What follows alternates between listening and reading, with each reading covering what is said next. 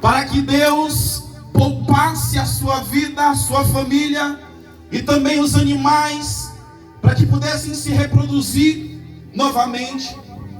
Mas a princípio a ideia de Deus era destruir todas as coisas, porque a maldade do homem havia se multiplicado, e tudo que passava em sua mente, no seu coração, era maldade.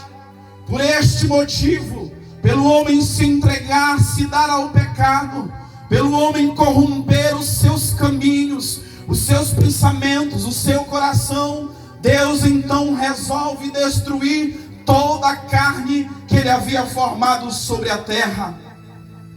Mas o interessante é que desde o princípio nós vemos a misericórdia do nosso Deus, a graça do nosso Deus em favor do homem que Ele havia criado.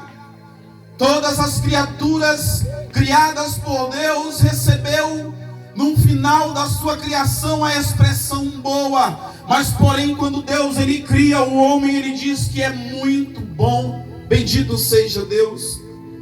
Dá então toda a autoridade, todo o domínio do mar, das aves do céu, das plantas ao homem que havia criado.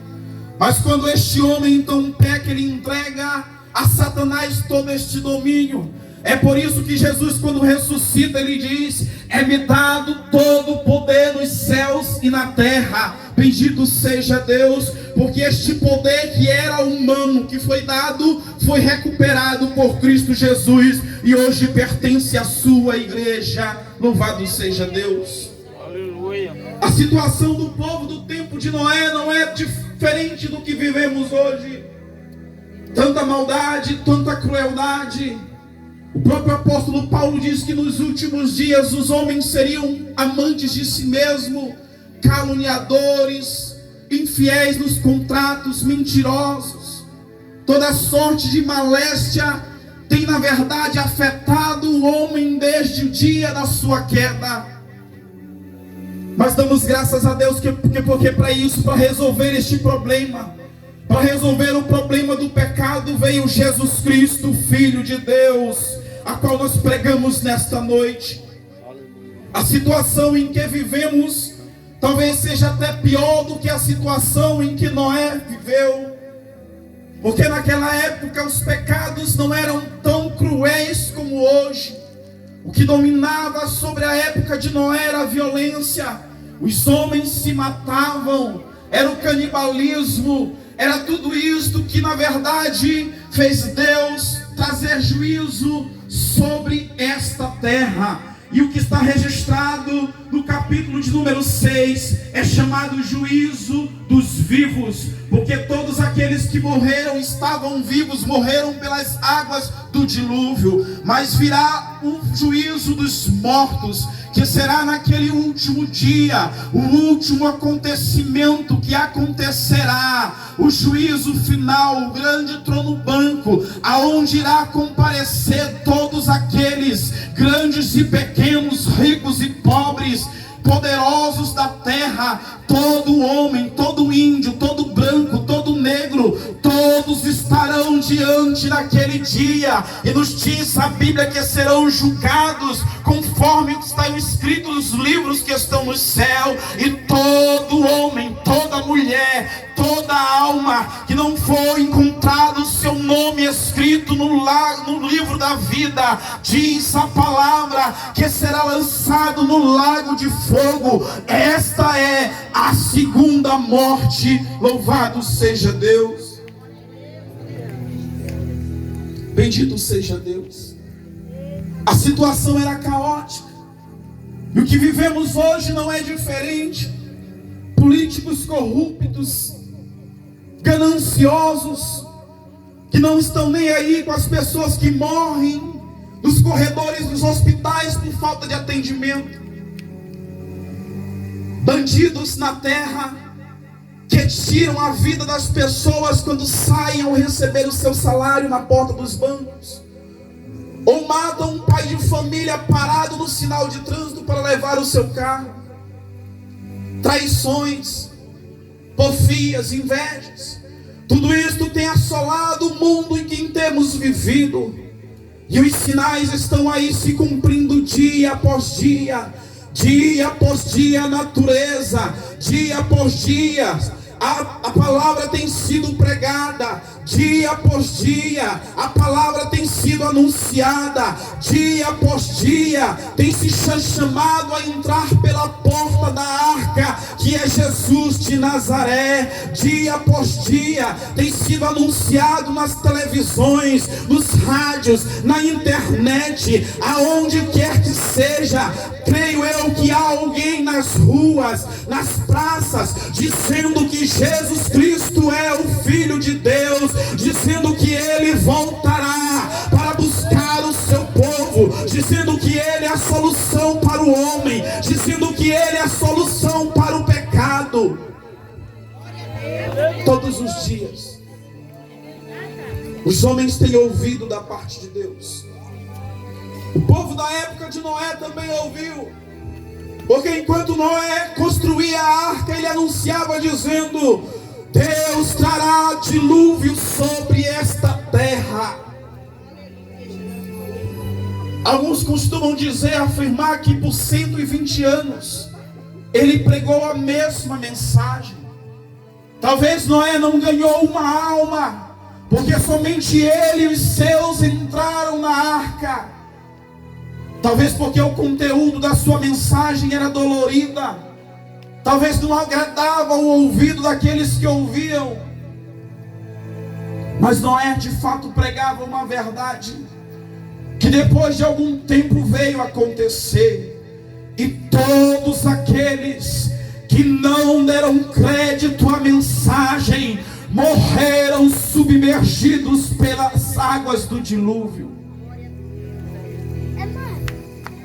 A segunda coisa interessante que encontramos não é só a semelhança dos nossos dias aos dias de Noé,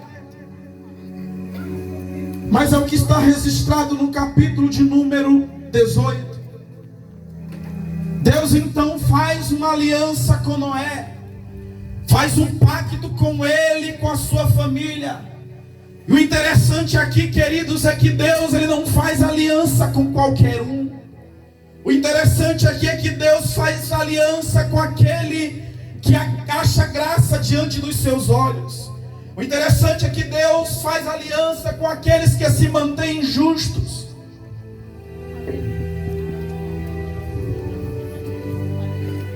E Deus faz um pacto com Noé. Olha, Noé, constrói a arca, e será poupado tu e a tua casa. No capítulo 16 de Atos dos Apóstolos, Paulo estava ali preso com seu companheiro por haver expulsado um espírito maligno da vida de uma jovem. Por isso desceu a cadeia. Mas nos diz a palavra que perto da meia-noite eles cantavam e oravam diante de Deus. Nos diz a Bíblia que sobreveio um grande terremoto, as portas das cadeias se abriram. Aquele que cuidava da cadeia ficou preocupado, porque se alguém fugisse ele iria morrer. Então ele toma a sua espada e tenta suicídio. Mas Paulo grita dizendo: não faça-te nenhum mal, porque todos nós estamos aqui. Aquele homem então vem para dentro da cela de Paulo, trazendo luz, e ele faz a seguinte pergunta: o que eu preciso fazer para ser salvo? O apóstolo Paulo, cheio do Espírito Santo, responde a ele dizendo: crer no Senhor Jesus e será salvo, tu e a tua casa. Bendito seja Deus. Escrevendo a Timóteo, ele diz que isto é bom e agradável a Deus, que todo homem venha a ser salvo e venha ao pleno conhecimento da verdade. Bendito seja Deus. Esta é a maior vontade de Deus revelado para o homem, a sua salvação. Bendito seja Deus. E o interessante é que a salvação ela não só se estende a uma única pessoa, mas a promessa é tu e a tua casa. Louvado seja Deus. Bendito seja Deus. Um pacto de salvação foi feito entre Deus e Noé. E Noé honrou o pacto porque ele fez aquilo que Deus ordenou. Ele construiu a arca. Ele fez tudo aquilo que Deus pediu que ele fizesse. Mas antes de ele fazer, irmão, ele precisou crer. Porque quando Deus procura Noé e fala com ele, ele reconhece a voz do seu Deus. Bendito seja o nome do Senhor. Hebreus capítulo 9, versículo de número 26 nos diz: de outra maneira, necessário lhe fora padecer muitas vezes desde a fundação do mundo. Mas agora, na consumação dos séculos, uma vez se manifestou para aniquilar o pecado pelo sacrifício de si mesmo. Quando o escritor aos Hebreus escreve esta passagem, ele está dizendo, ele está se referindo ao maior pacto de Deus para com a salvação da humanidade. De uma única vez, Jesus Cristo, seu Filho, se oferecer como oferta de propiciação por meu e pelo teu pecado. Uma única vez foi feito e serve para nós todos nesta terra. Aqueles que ainda irão nascer também serão beneficiados por este mesmo pacto, se tão somente crerem que Jesus Cristo é o Filho de Deus, para a glória de Deus Pai. Efésios capítulo 5, versículo de número 2.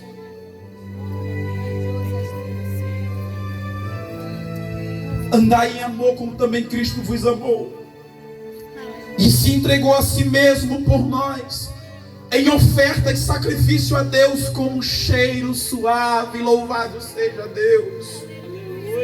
Sabe por que eu e você estamos aqui, querido? Não é porque somos bonitinhos, porque temos dinheiro no banco, não. Porque temos carros ou casas, não. Nós estamos aqui porque a misericórdia dele já bem cedinho se renova todas as manhãs. Bendito seja Deus. Nós só estamos aqui porque as misericórdias do Senhor são a causa de não sermos consumidos. Só estamos aqui porque ele perdoou o meu e o teu pecado ali naquela cruz do Calvário, quando ele derramou o seu sangue. E quando não tinha mais sangue, saiu água. Bendito seja o nome do Senhor. É por isso que eu e você ainda estamos aqui, porque a morte que era minha, ele levou sobre si.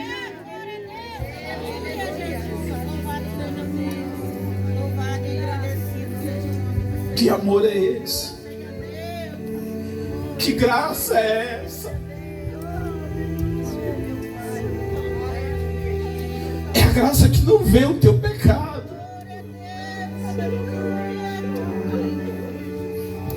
Quando Jesus olha para os teus erros, quando Deus fita os olhos naquilo que você faz, o sangue de Cristo encobre os teus pecados. A lei já não pode te condenar se tu estiveres em Cristo Jesus, o nosso Senhor.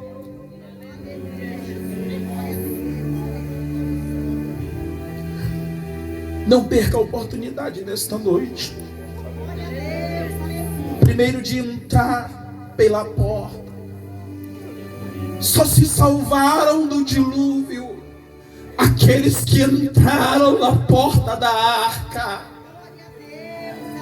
Da mesma forma, só se salvarão da grande tribulação aqueles que passarem pela porta chamada Jesus Cristo de Nazaré.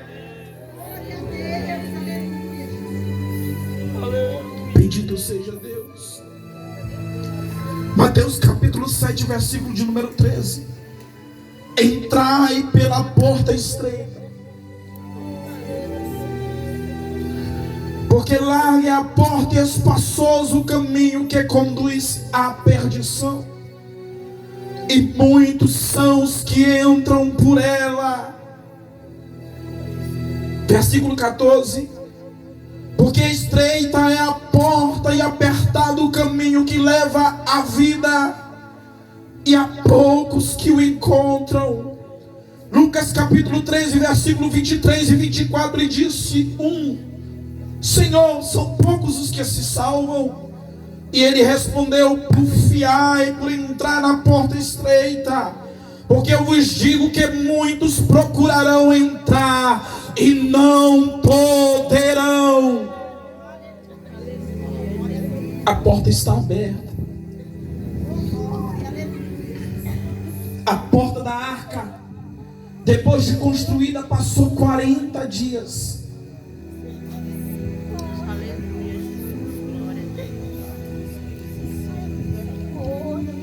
E o versículo que nós lemos nos diz que Deus, após Noé, os animais e a sua família entrarem, Deus a fechou por fora. A missão de Noé não era fechar a porta. A missão de Noé era construir a arca. E por que será que Deus então fecha a porta por fora? Por que ele não deixou a chave com Noé?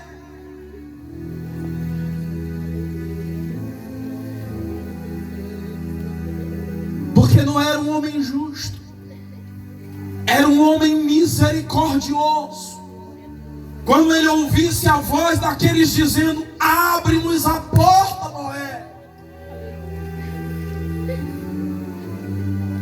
o amor dele seria tão grande, falaria mais alto, e ele abriria a porta.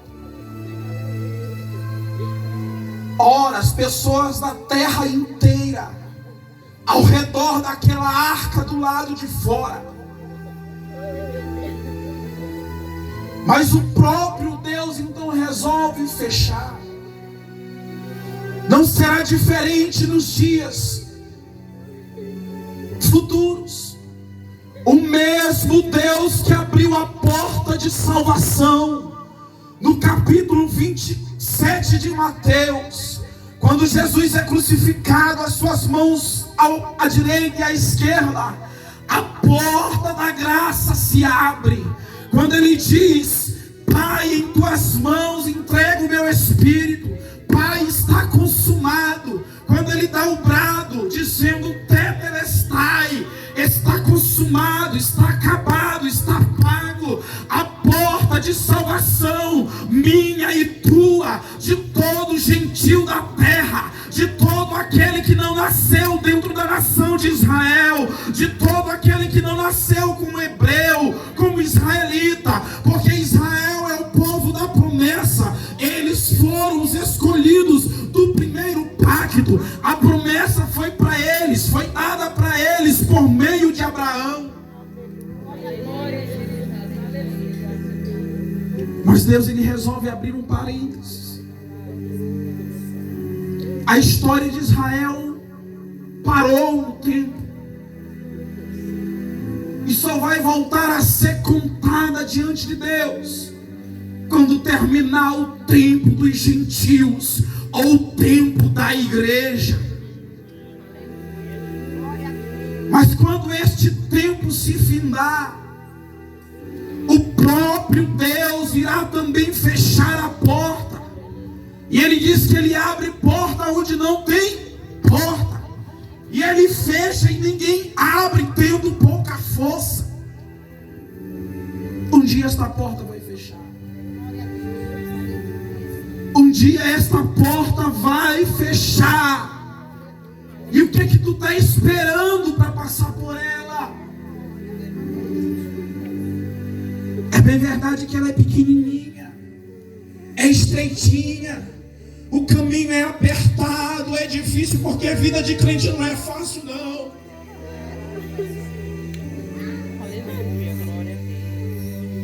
Tem que matar um falso leão todo dia, porque o leão verdadeiro é o leão da tribo de Judá, Jesus Cristo.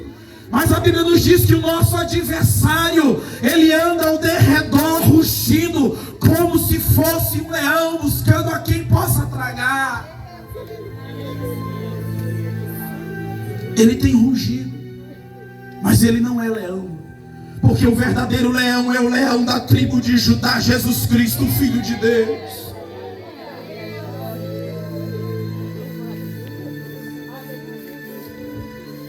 A porta vai se fechar. Mateus 24, versículo de número 39. E não perceberam, até que veio o dilúvio e levou a todos. Assim será também a vinda do Filho do Homem. Tem muita gente desapercebida, tem muita gente iludida com as coisas deste mundo, tem muita gente preocupada com os seus bens, com o seu dinheiro, com a sua vida aqui nesta terra, com o corpo, com aquilo que vai vestir ou comer. Mas a nossa maior preocupação deve ser: aonde repousará a minha alma? Aonde vai ficar a minha alma? A gente tem cuidado mais com o corpo do que com a alma. Você alimenta, você limpa, você cuida, porque é uma coisa visível, palpável. A alma não, a alma é imortal, é invisível. Eu olho para o irmão Márcio Nilson, eu vejo a capa dele, a cor dos olhos, o jeito do cabelo, a fisionomia corporal, mas eu não consigo olhar a sua alma. Já o nosso Deus, ele não vê a aparência, mas ele vê o coração que está lá dentro. Louvado seja o nome do Senhor. A porta vai se fechar. Cristo abriu, mas vai fechar. Talvez você faça a pergunta: então por que é assim? Por que Deus ora ama e ora castiga? Por que ora Ele mostra misericórdia e traz juízo? Sabe por quê, querido? Porque o nosso Deus, Ele ama e Ele corrige aquele quem Ele ama. Louvado seja Deus. É por isso que quando passamos por provas, por dificuldades como passou a pessoa que é motivo deste culto, somos de fato corrigidos porque não queremos passar. Mas levante a mão para o céu e agradeça. Sabe por quê? Porque a correção é sinal de amor de Deus para a tua vida.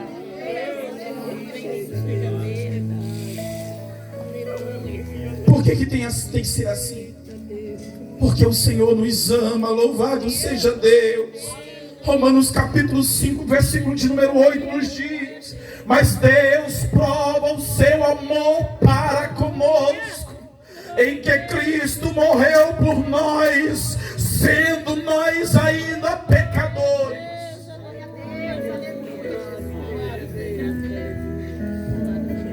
Deus prova o seu amor. É por isso que você está aqui hoje.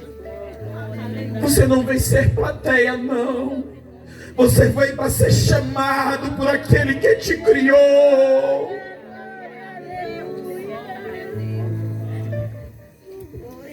Por que tem que ser assim? Porque o Senhor é amor, mas Ele também é justo. Louvado seja Deus. Nós, na condição de pais, amamos muito aos nossos filhos, e quando eles erram, na maioria das vezes nós os castigamos. E isto é bíblico, porque Deus manda corrigir com vara, para que ele aprenda.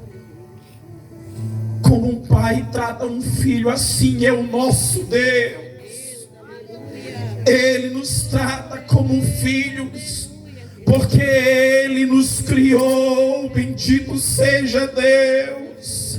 Antes que ainda nos formasse no ventre, Ele já nos conhecia. Salmo de número 139. Quando ainda éramos um único espermatozoide no meio de quase 20 milhões que são, mas Deus fez um apenas entrar dentro de uma célula chamada óvulo e gerou uma nova vida. E esta vida foi você, foi eu. Você é vencedor desde o ventre, você é escolhido desde o ventre. Ainda não existia, ainda não era nada, mas o Senhor sonhou contigo. Aleluia, glória a Deus, aleluia, Jesus. Louvado seja Deus, aleluia, Jesus, glória a Deus. Toda honra e toda glória será dada a ti, glorificado seja Deus, glória. Louvado seja Deus. Louvado seja Deus. Portanto, nesta noite, meus queridos, não espere a porta se fechar, porque as pessoas do tempo de Noé ficaram assim, desapercebidas. Nos diz a palavra que eles comiam, bebiam, casavam-se, davam-se em casamento. O que a Bíblia quer dizer com isto? Cada um tomava conta da sua própria vida, das suas escolhas, dos seus atos, pensando que não iam prestar contas diante de Deus. Para eles não tem mais jeito, não há mais misericórdia, não há mais salvação para eles. Quando Jesus ele morre, o apóstolo Paulo diz que ele foi às profundezas e ele pregou aos espíritos. Jesus não foi lá pregar evangelho, não. Jesus foi dizer para eles: vocês estão aqui porque vocês me rejeitaram.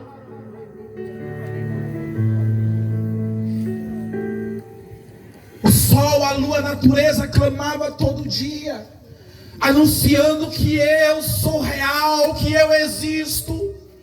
Mas vocês não creram. Foi isso que Jesus foi fazer lá. Nos diz a palavra que ele toma a chave da morte e do inferno. Para esses que estão lá não tem mais jeito. Não tem mais jeito. Morreu sem Jesus, não tem mais jeito, só aguarda o juízo final. Agora você que está aqui nesta noite, você ainda está vivo, ainda tem chance de escolher qual porta quer entrar. E eu te convido nesta noite, aonde está você, que nesta noite quer entrar nesta porta de uma vez por todas? Aonde está você nesta noite, que se sentiu amado, abraçado por este Deus maravilhoso? Aonde está você que não merece, como eu também não mereço? Nenhum de nós merecíamos, e é por isso que se chama graça, favor imerecido. Cadê você? Aonde está você? Não espere Jesus retornar para você tentar querer tomar a sua decisão. A decisão é hoje, é hoje, é hoje, é hoje. Entrega a tua vida, entrega o teu caminho nesta noite. Confia no Senhor que Ele te dará força. Nos diz a palavra, Jesus prometeu dizendo: eu não vos deixarei órfão, eu não vos deixarei sem pai, eu não vos deixarei sem família, não. Eu vou para o Pai, mas eu enviarei outro Consolador, que estará convosco todos os dias. dias, até a consumação dos séculos. E a maior missão do Espírito Santo Ele intercede por nós com gemidos inexprimíveis. A maior missão dele, sabe o que é, irmão Cidelvan? É me ajudar na minha fraqueza, é te ajudar quando tu está fraquinho, quando tu está desanimado. É isso que o Espírito Santo faz nas nossas vidas. Quando nós queremos desistir, quando queremos chutar um balde, quando queremos abandonar um barco, Ele é que nos fortalece. E o apóstolo Paulo, ele disse: tudo eu posso naquele que me fortalece. Louvado seja Deus.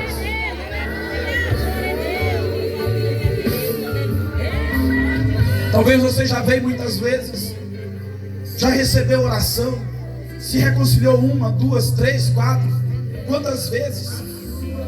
Mas venha nesta noite e não se preocupe com aquilo que os outros vão falar. Não se preocupe com as fraquezas que você vai apresentar depois de aceitar a Cristo. Saiba de uma coisa: o Espírito Santo de Deus estará contigo e Ele te ajudará. Que Deus em Cristo nos abençoe, nos dê a sua eterna graça, hoje e sempre. Amém.